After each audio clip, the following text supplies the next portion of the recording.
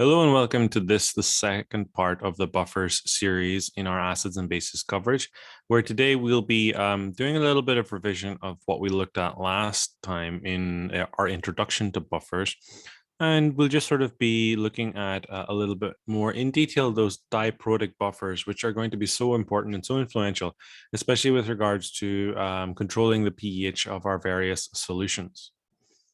So acid-base buffers, we learned a lot about these last time. We learned that they were a mixture of a weak acid and its conjugate base, or a weak base and its conjugate acid.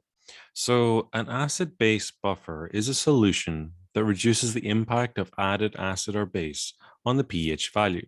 So it does this by containing both an acid component and a base component, so that if there is more base added, it can react with the acid in the buffer to sort of neutralize that added base, and so the pH doesn't really change so much. An acid-base buffer is therefore a solution of a weak acid and its conjugate base, or a weak base and its conjugate acid. And then, as I've said, a buffer controls the pH by containing both an acid to react with base and a base to react with the added acid. So diprotic acids and bases. So these were some of the things that we saw in the first session, where we saw some common indicators of pH changes, those with colors that change dependent on whether or not they have been deprotonated or protonated. And some of them had two ranges of applicability, two ranges in which they had different colors. And that was because they had multiple protons or protonation sites, which would affect a color change in the solution. So polyprotic acids and bases are those that can donate or accept more than one proton. Diprotic acids and bases can either donate or accept two protons. The di in diprotic means two protons.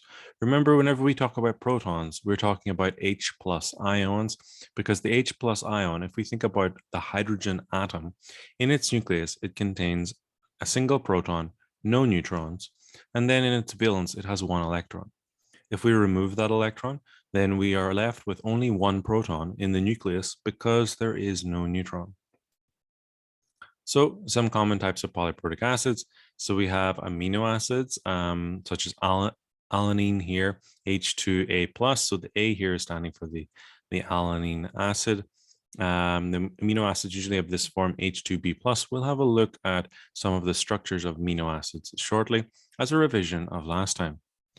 So these are, even though they have, so then the neutrally charged acids. So for example, we have here the sulfuric acid, which is seen over here. We have carbonic acid, and we have oxalic acid. And then we have here, this is the phosphate, but this is the phosphoric acid here, H3PO4. So diprotic acids and bases are a common class of acids. One of the most common forms of these diprotic acids are, in fact, amino acids. Amino acids are the building blocks of many protons and are incredibly fundamental to our everyday lives and the functioning of many biological systems. They have an acidic carboxylic acid group, as we see over here in leucine. We have this carboxylic acid group here. There's a carbon, and then there's the COOH part. There's the CO double bond, and then there's the COH. This is a carboxylic acid functional group.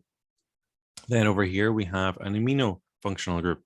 This is a nitrogen, which is bonded to three other things, which, if we recall, is very similar to the ammonia that we saw before.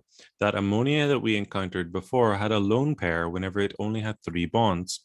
So hopefully you can see where we're going to go with this. The carboxyl group is a stronger acid than the ammonium group. So the non-ionized form rearranges spontaneously, so it just does it on its own, to the zwitterion, which has both positive and negative signs. So what does this mean? Well, really what it means is that this carboxylic acid group is a stronger acid than this is. So what happens is this proton gets transferred over to here. So whenever we transfer this proton over here to the lone pair, remember there's a lone pair of electrons on this amine, this amino functionality, which is similar to our ammonia. So what happens is that the proton gets transferred here, and then because this ammonium is a weaker acid, i.e. it cannot give up its proton as easily as this carboxylic acid group, what ends up happening is that the proton is effectively permanently transferred here. And so we end up with this negatively charged carboxyl group and then this positively charged ammonium head group. So an amino acid generally has this structure if we draw it out as a skeleton structure. So we have here our amino functionality. We have here our carboxylic acid functionality. We have here R, which is our just long chain. R kind of stands for something which can be changed. It's possible that we could also have other acid-based functionality on this R group, but by and large, this is secondary to the main part of amino acids, and they almost all have this structural motif. So we have the carboxyl group there, which we talked about a moment ago, and then we have the amine group here, which is going to be our weak base. And then finally, we have our substituent R, which could be an alkyl chain, it could be an alcohol, it could be any number of different things. Just that sort of changes the identity of our amino acid, like what its name is. So could it be alanine, could it be glycine, could it be leucine? Many different amino acids exist. So whenever we're in acidic solution where there is an excess of protons, what happens is that the amino group here gets protonated, so it's now NH3 plus as opposed to NH2 neutral. So this ammonium group has a pKa of around about 9.5, and then this carboxyl group has a pKa of around about 2.5, and you can see that it is much, much more acidic. Here are some common amino acids as diprotic acids and bases, where they have their different names. They have the substituent, that's the R group that we talked about before, but they all have a carboxylic acid group and an ammonium group, but the pKa's change. And why do the pKa's change? Well, it's usually due to the influence of these substituents. Some of the substituents even have their own pKa values. However, these are usually secondary to the main amino acid part, which is the carboxyl and amino groups. That's just a little data sheet for your reference. No real need to study this in great detail. Just be aware of what amino acid structures are and how they are capable of being diprotic acids and bases. So let's look a little bit more in detail at leucine, which is one of the ones that we saw earlier. So this is the amphiprotic behavior of leucine. So we have here its equilibrium of the various different protonations and deprotonations. So we start off here with the fully protonated form. We have then the one in the middle, which is the partially deprotonated, and then this is the fully deprotonated version here. So fully protonated, i.e. all of the available hydrogen spots or proton spots are filled. Here we have removed one of the protons on the carboxyl group, and here we have removed the proton on the carboxyl group and the removable proton on the amino group. So here we have it in acid solution, and here we have it in basic solution. So in acid solution, there is an excess of protons. So the amino acid leucine, in this case, takes up from solution as many protons as it can. And then as we get more basic, so as we pass through pH of about 2.328, we start to release protons into solution until such times as we reach basic conditions, at which point we'll have released all of the protons from the leucine, all of the acidic protons, all of the protons that can be removed easily. And we will have the base, the form of leucine in base, which is the fully deprotonated version. In the middle, we have amphiprotic. So depending on pH changes, it can either go to the acid side or the base side. So diprotic acid here, consider the leucine system. So this is just revision of last time. So we have put in boxes here, a blue box and a yellow box, the different sites as to which can be protonated and deprotonated. Here we have the fully protonated version. So it's H2L+. So it's got a proton on both the amino group and the carboxyl group. And that is in equilibrium with water and hydronium ions and HL. So HL, in this case, the proton would be on the amino group and we would end up with this. So there's HL. This is what HL looks like. So this has a Ka value of 4.7 times 10 to the minus 3. So pretty easily done, pretty acidic. Then the second deprotonation, however, has a much lower Ka value, and so it's much less likely to happen. And that's kind of like fits in with our understanding of the fact that diprotic acids don't really lose the second proton that often. You really need to affect a massive change in the system for that to happen. Now, these are going to form part of our buffer system, so it is going to be possible for that to happen, but by and large, it's just the first one that we consider because this is so much smaller. It's like 7 orders of magnitude smaller. So HL is what's called a Zwitter ion. A Zwitter ion includes both a positive part and a negative part within the same neutral molecule. And remember that this happens because the carboxyl group is, or the carboxylic acid functionality is more acidic than the ammonium functionality, which means that this can give up its proton more easily than this, which means that the proton from here gets transferred to here because this cannot give up the proton as easily as this part. So if it were to give back the proton to this part, the carboxyl group would just give it back immediately. So diprotic acid buffers. So we're going to be talking about things that we can do with those. So calculate the pH of the following 0.050 molar aqueous solutions. So we have leucine hydrochloride, we have sodium leucinate, and we have leucine in our system. So we have pKa's of the first pKa is 2.32H. So that's for the first deprotonation, the deprotonation of the carboxylic acid functionality, and then 9.744, which is the pKa of the deprotonation of the ammonia or amine group. So the different letters that we'll use to describe these. So leucine hydrochloride will be H2L plus. Sodium leucinate will be L minus, and then leucine will be HL. So as part of this process, we'll try to estimate the answer and then calculate it. So calculating the pH of weak diprotic acids. So we start over here with our H2L plus. So that's our fully protonated leucine. Then we'll dissociate that in water. So it'll form the fully protonated leucine plus the chloride. The chloride, remember, is the conjugate base of a very strong acid, HCl. And so it will just sit in solution and not really do anything.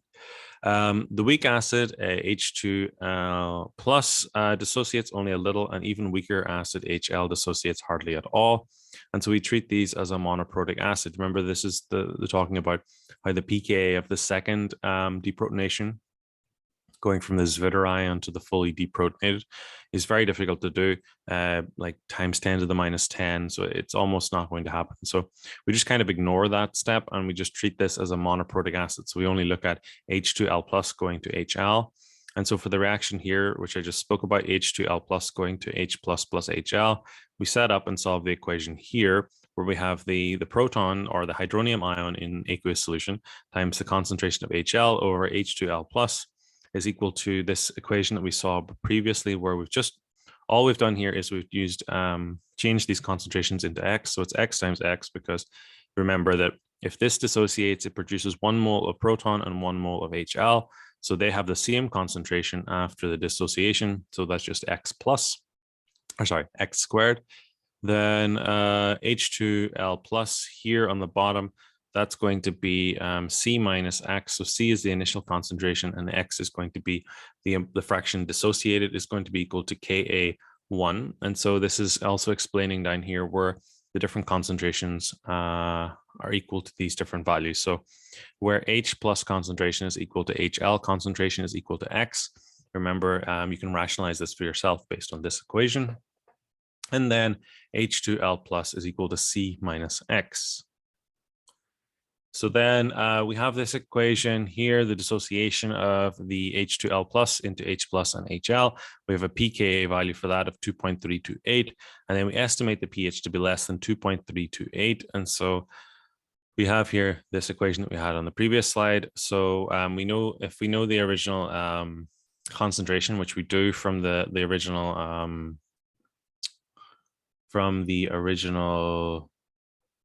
question, then we're able to fill in the values here, and then we can solve this using the quadratic equation, and then we get a value of 4.70 times 10 to the minus 3. So X is equal to 1.32 times 10 to the minus 2 moles per liter, and the pH is equal to 1.88.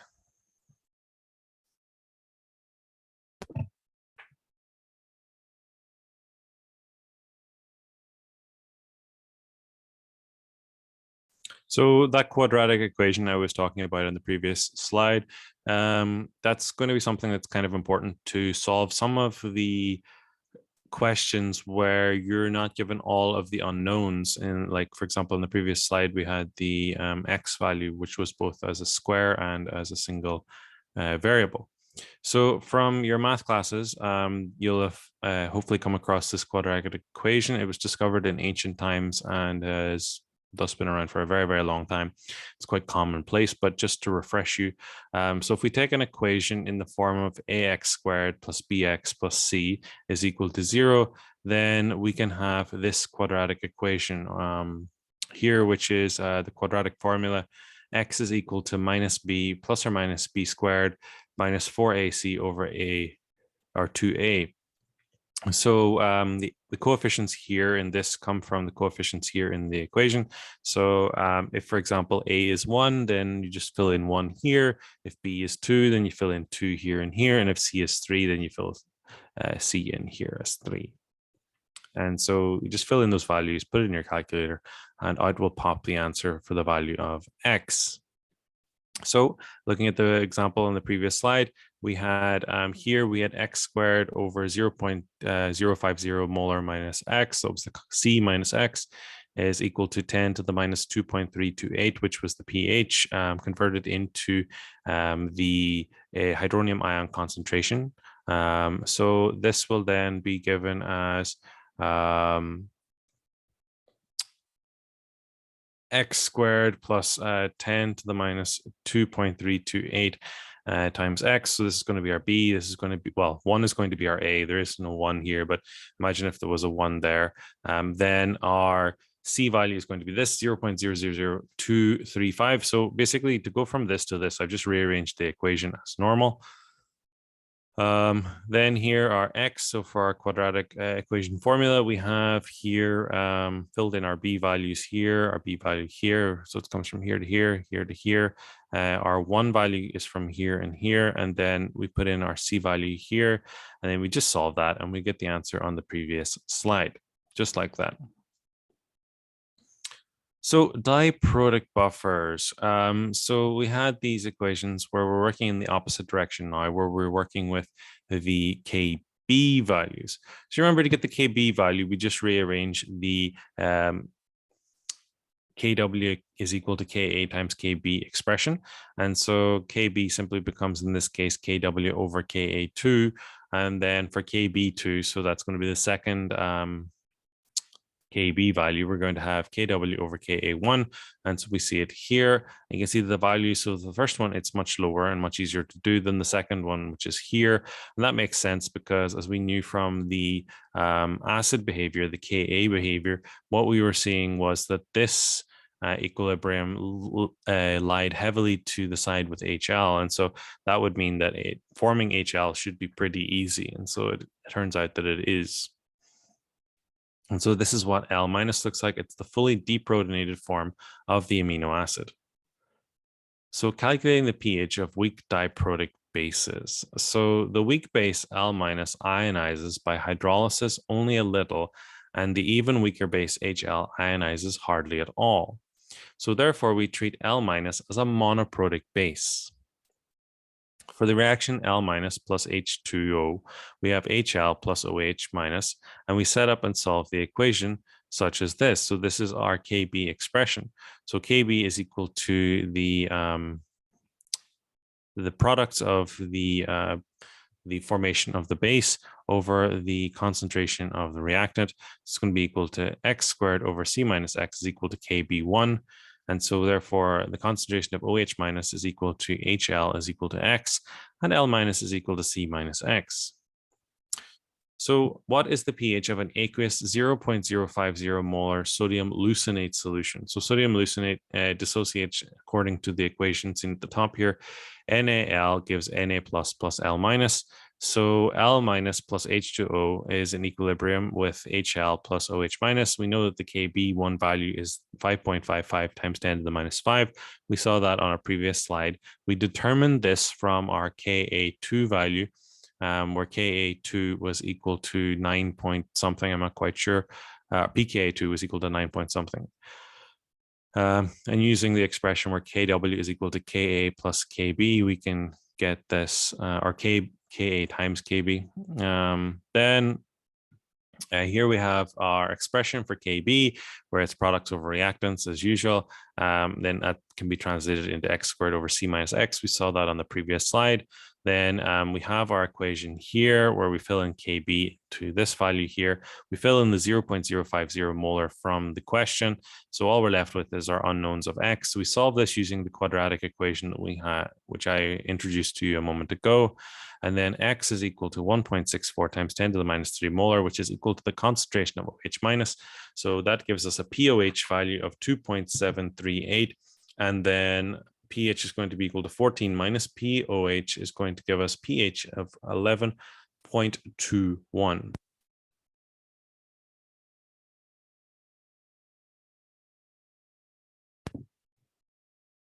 So amphiprotic substances. So a molecule that can both donate and accept a proton is said to be amphiprotic. So this was kind of our diprotic acids, the amino acids in the middle, where they were kind of in between their fully protonated and fully deprotonated form. They could move in either direction, depending on if, for example, the concentration of acid increased, they would take up a proton and they would accept it. And if the base, or sorry, if base was added and the pH increased, then they would donate a proton to solution. So HL plus HOH, so that's water, gives us this equilibrium. So HL plus water gives us H2L plus, the fully protonated form, plus OH minus. And then we can also have this one where HL plus water gives us L plus or L minus plus H3O plus. So this is HL moving in either the acidic or the basic direction. So you go, and there we go. So the simplified calculation then in its intermediate form. So starting from the equation we worked out using the STE, we can make a few more simplifications. So if K2F is greater than KW, then K1 is going to be, or K1 is going to be much greater than F. So this is the K2 times F. So F is the concentration just, and F here's the formal concentration. So the concentration of H plus ions is going to be equal to K1 times K2 times the concentration plus K1 times KW. So K1 is either Ka1 or Kb1. It just depends on what we're working with.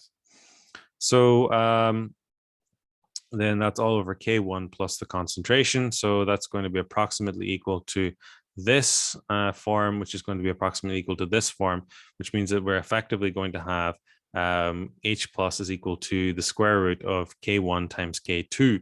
Now, these are just a series of simplifications and approximations based on the idea that K2 times the concentration is going to be much, much larger than Kw, and the K1 is going to be much, much larger than the concentration. So that means we're dealing with dilute solutions, basically. Then reframe the equation in terms of pH. So the log of the H plus concentration is going to be approximately equal to half of the log K1 plus log K2. So then take the negative of both sides, and then pH, so this negative log of the concentration H plus is going to be obviously the pH. So that means the pH is going to be equal to a half of pK1 plus pKb or pK2. And so this is an important relationship here down at the bottom, this pH value here. pH is approximately equal to 1/2 times pK1 plus pK2. So this is a very powerful and useful equation and can be used in many situations, and says that the pH of the intermediate form of a diprotic acid is close to midway between pK1 and pK2, regardless of the formal concentration. So F is just the formal concentration. It's effectively the same thing as the regular concentration. So this is the equation then for acid systems. So amphiprotic pH calculations. So using the systematic treatment of equilibrium, an equation for calculating hydronium ion concentration of amphiprotics can be derived from the acid dissociation equilibrium. So here is our hydronium ion concentration.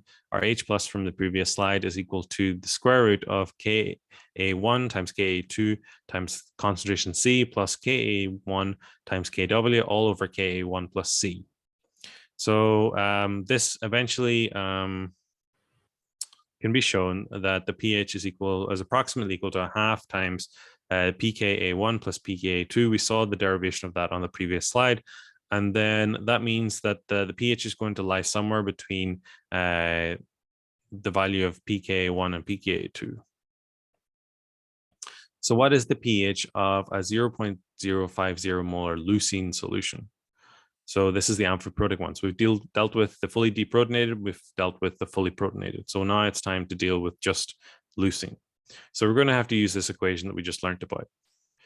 So we fill in our values here where we have, remember we have our Ka values, we were given those already. pKa1 was like 2.328. We translate that into a Ka value, and pKa2 was 9 point something, and we convert that into a Ka value as well. Then we can get the values that we need for this. Kw is obviously a constant at 25 degrees Celsius, 1.0 times 10 to the minus 14, and then that's going to be over this. So H plus concentration is going to be equal to 8.79 times 10 to the minus 7 moles per liter. So pH is going to be equal to minus log of the hydronium ion concentration is going to be equal to minus log of 8.79 times 10 to the minus 7 moles per liter. It's going to be equal to 6.06. So the pH is going to be approximately an average of what the pKa values is. So we fill in the pKa values and we see that the pH is going to be around about 6.04. So you can see that we can either do it via this or we can do it via the pKa's, and we get values which are effectively the same. They're very, very close to each other.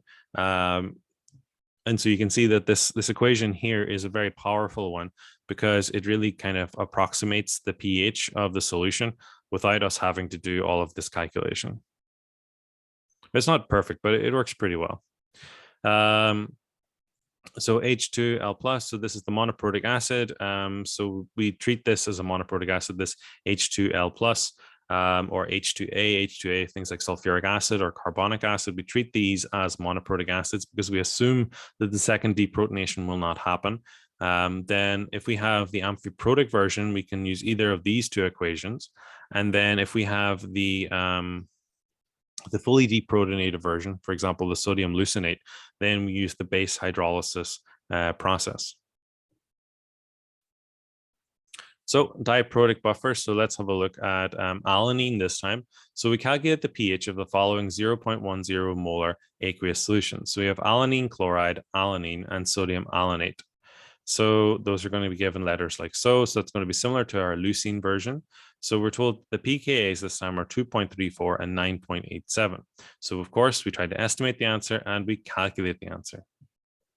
So this is very similar to our previous examples with leucine. So treat alanine chloride as H2A plus, so the fully protonated version, as a monoprotic acid, where pKa is equal to 2.34.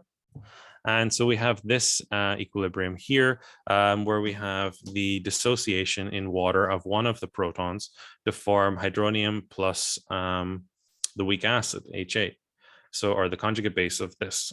So then, which is also the weak acid. So pKa is equal to 2.34. Then the Ka value can be determined like so. So this is Ka1, 10. So Ka is obtained from pK as 10 to the minus 2.34 here. So that gives us a Ka value of 4.57 times 10 to the minus 3. So each one of these can obviously be, if we did our reaction table, we would end up at equilibrium with C minus X as the concentration of the alanine chloride, and then X as the concentration of both the hydronium and the conjugate base. So we fill those into our equation like so, then use the quadratic formula to find X, which is also the hydronium ion concentration of 1.92 times 10 to the minus 2, pretty high. And we find that the pH is going to be equal to 1.72. So calculate the following solutions. So here are the the names, here's the form, here's the strategy that we used before, and here are the calculated pH values. So I've shown you how to calculate the alanine chloride, so that's the monoprotic acid strategy. Now it's up to you to take the time to get a piece of paper and just try and calculate the values here for the alanine and the sodium alanate. You can, of course, estimate. So these are the calculated values. So you should get these values at the end of your calculation. So that's how you would check to make sure that you've done the right process. The process is exactly the same as for the leucine systems. Now, the middle one here, we can actually, of course, estimate it using the pH is equal to a half of the sum of the pKa values. So for alanine, we can find that the pH is going to be approximately equal to the average of the pKa values here, or a half times pKa1 plus pKa2. So that's going to give us a value of about 6.11. So that's really easy to find.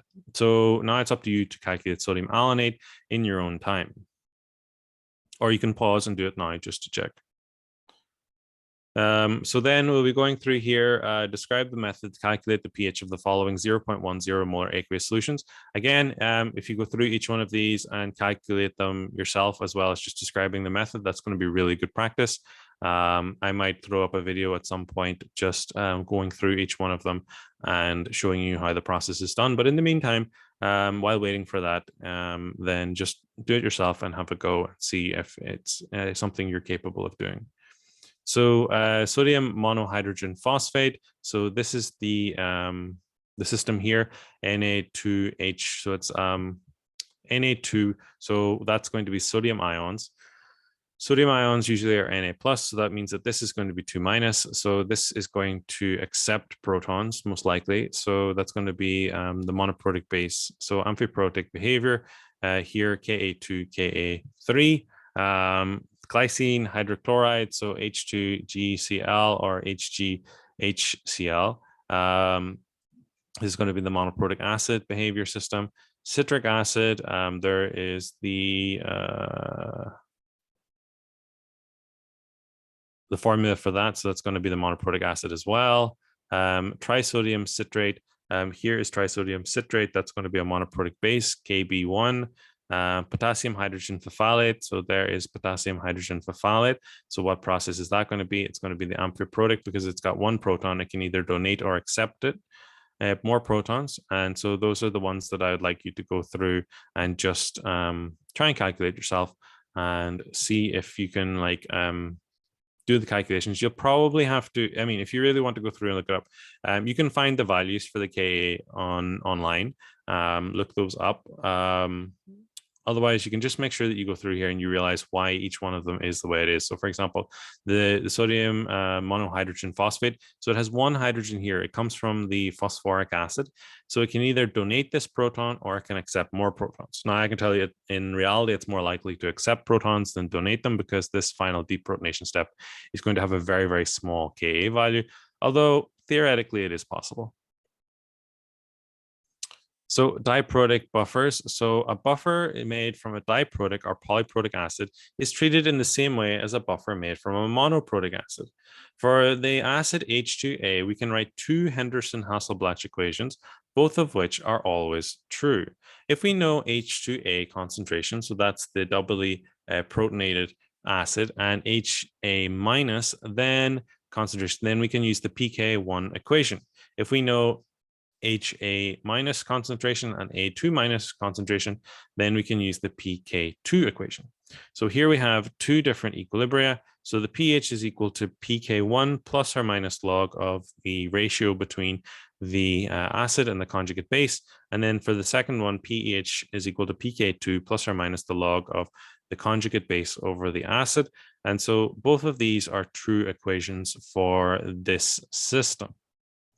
So the thing that happens in diprotic systems is that we can have two different Henderson-Hasselbatch equations, and both of which are true, both of which are totally valid. They just have different pH ranges. So let's do an example calculation of this. So looking at this diprotic buffer system, we find the pH of a solution prepared by dissolving 1 gram of sodium hydrogen phthalate and 1.20 grams of disodium phthalate in 50 milliliters of water. So the solution here is monohydrogen phthalate and phthalate were shown before. So the relative formula mass of KHP is 204.221 and sodium disodium phthalate or sodium phthalate is going to be 210.094. So since the concentration of HP and P2 minus are known, we can use the pK2 Henderson-Hasselbatch equation to find pH. So how do we know the concentrations? Well, we know the mass that was added, we know the volume that they were in, and we know the relative formula masses. So it's just a matter of calculating the concentrations. So the number of moles would be this divided by this, and then we would divide by this as liters to find our mole per liter concentration. So here it is at the bottom. So this is our Henderson-Hasselbatch equation. So pH is equal to pK2 plus log of P2 minus over HP minus is equal to 5.408. So that would be given to us in the equation, or the question, sorry, plus the log of the concentration of P2 minus, which is given to us in the question. So 1.20 grams of disodium phthalate over the number of moles of of the potassium hydrogen phthalate, and then we can find the pH is 5.47. So K2 is the acid dissociation constant of HP, which is the denominator of the log term. The volume of the solution was not used in the calculation. Why was the volume of the solution not used in the calculation? Because if we put this over 50 and put this over 50, it's the same thing. It's just not having it there. Diprotic buffer, how many milliliters of 0.800 molar KOH should be added to 3.38 grams of oxalic acid to give a pH of 4.40 when diluted to 500 milliliters? So here is our oxalic acid. So it's a diprotic acid. So you can see there's 2 carboxylic acid groups here and here. So there's a structure. So it's in equilibrium with this one, which is in equilibrium with this one. So this is the mono deprotonated, and this is the fully deprotonated. So this is in more basic situations, and this is in less basic situations. So the solution then is the desired pH is above pKa2. So the desired pH is 4.40. So it's going to be on this side somehow. So equal concentrations of HOX minus. So the singly deprotonated and the fully deprotonated at pH is going to be equal to pKa2 is going to be equal to 4.266. So higher pH means that we have more oxalate than we have this one. So in order to get the pH more on this side, so this at equal concentrations of this and this, we have a pKa of 4.266, which is what the pH is going to be whenever we have equal concentrations. Now, in order to get it to be more basic, so the higher the pH, we need more of the oxalate. So enough base needs to be added to convert all of the oxalic acid to the monodeprotonated form. And then enough needs to be added to convert the monodeprotonated form to the oxalate. So here is our equilibrium for the first deprotonation step, and here is our equilibrium for the second deprotonation step. And that means that oxalic acid, then oxalic acid has a formula mass of 90.03. So we need then to calculate, so we know how much oxalic acid has been added. Originally, it was 3.38 grams. So we divide that by the 90.03 to get the number of moles, and therefore we need at least that many moles of our KOH solution. So that's going to be this volume here. So then we create our reaction table where we have our initial and our final concentrations. So we're going to have consumed all of the OH minus so that we get enough of the oxalate. So our Henderson-Hasselbatch equation then for the pKa2 process is given here. Then we fill in our values. So 4.40 is the desired pH, 4.266 is the pKa2 value. Then the log of X is from the table here. and then over the final concentration of the mono deprotonated form, HOX minus, and then that's going to be equal to, if we like calculate through this, it's going to be equal to 0.0216 moles per liter. So the potassium hydroxide needed to convert HOX minus to oxalate is going to be equal to 0.0216 moles over 0.800 moles per liter solution concentration. So that means that the volume that we need is going to be 27 milliliters. So the total KOH that we need is going to be the amount that converted all of the oxalic acid to the HOX minus, plus whatever was required to convert most of the HOX minus to OX2 minus in order to increase the pH to 4.4, which is going to mean that we needed to add a total of 73.9 milliliters. Okay, so a triprotic system then. So this is going to be pretty similar to our diprotic system, but this time we have like an amino acid which has 3 ionizable or sites that can accept or donate protons. So like, for example, histidine. So find the pH of a mixture of 0.10 moles per liter of the fully protonated histidine, the doubly protonated histidine, the singly protonated histidine, and the fully deprotonated histidine, where his stands for the amino acid histidine. So here is the equilibrium with the structures drawn out. The ionizable proton sites are here, here, here. And so we go through the process of removing 1 at the oxalate, 2 here at the imidazolium ring or the imidazole ring, and here at the amino group. So we treat the fully protonated histidine as monoprotic system. So that means that the concentration at equilibrium is C minus X, and then each of these is X. And then we can fill in this into our quadratic equation, get the value of X. So that's going to be using our quadratic formula. So you can see it's kind of important to remember that quadratic formula. What is it? X is equal to minus B plus or minus the square root of B squared minus 4AC all over 2A. And then we can obviously rearrange this to get the different values. So fill in the values. So treat H2 histidine plus as amphiprotic, use the hydronium ion concentration. Here are K. So this was the equation that we learned earlier. For that process, fill in the values from the table and from the equation here. You can see that the pKa values were given. And then that would give us a pH of 3.83 just by filling in those values. And then the pH can also be determined using this equation, although you can see there is some discrepancy. Then the next step would be to treat HHIS as amphiprotic 2, but this time we're using pKa2 and pKa3. So we're using this value and this value. Fill them in here. So it should be 2, 3, 2, and 2. And then we get this equation here. So we can see where the values have come from. They've come from here and here. And then that's going to give us a pH value of 7.62. Then obviously this case, we can use this approximation equation where it's about halfway between the pKa2 and pKa3 values, gives us a value exactly the same actually as this equation. And then treat His minus the fully deprotonated as monobasic. So His minus is going to be C minus X, and then X and X. Fill in the values here into our equation. So X squared over C minus X is going to be equal to KB1. So this is just from our KB expression, which is equal to KW over KA3, which means we're going to have 1.9 times 10 to the minus 5 as our KB1 value. And so then rearrange this, use our quadratic solver equation, get the X value here, and then pH is going to be equal to minus log of KW over X. And so pH is equal to 11.14. So pretty basic.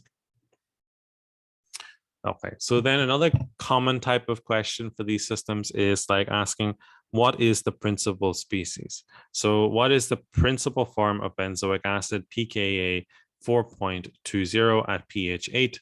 So from the Henderson-Hasselbatch equation, pH is equal to pKa plus or minus log of A minus over HA. And so we fill in our values. There's our pKa now added, and we know what pH 8 is. So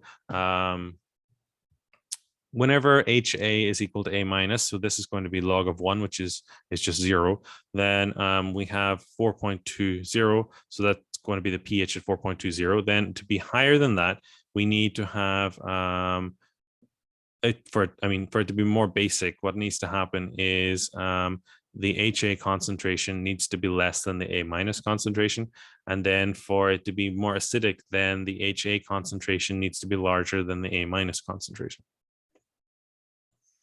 So acidic basic pH, so pKa value tells us whenever we have equal concentrations of both. So the pH when we have equal concentrations of both is going to be 4.2. Then to be more basic, we need more HA. To be more acidic, we need more HA, and to be more basic, we need more A minus. So at pH 8, the base form A minus predominates. So what is the principal species? So what is the predominant form of NH3 at pH 7.0, and how much of it is there? So pKa, of ammonium is equal to 9.24. And so this means that at pH 9.24, the concentration of ammonium is equal to ammonia concentration.